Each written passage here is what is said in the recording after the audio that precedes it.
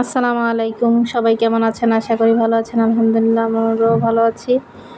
তো আমি তরকারি রান্না করার জন্য তরকারি কুটে নিলাম, এগুলা ভোর রাত্রের জন্য।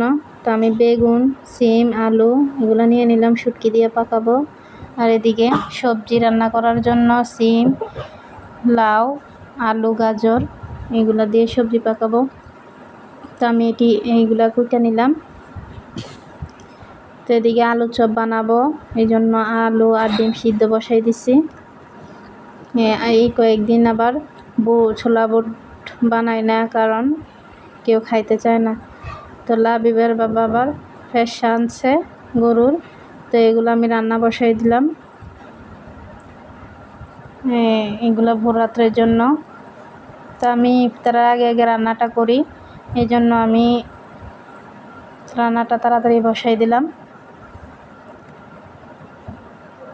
তো এক চুলায় এগুলা দিয়ে আরেক চুলার মধ্যে আমি বেগুনি ভাজে নিতেছি।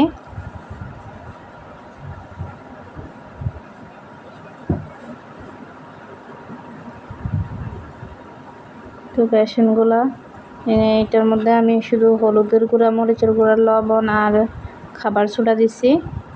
আর বেগুনগুলা হলুদ, মরিচ আর একটু আদা রসুন দিয়ে মাইখা নিছি। আবার এদিকে হইছে ডিমের চপ করে রাখছি, তেলে দেব। তো একটা রান্না হয়ে গেছে তরকারি, তো আরেকটা বসাই দিলাম, শুটকি তরকারিটা।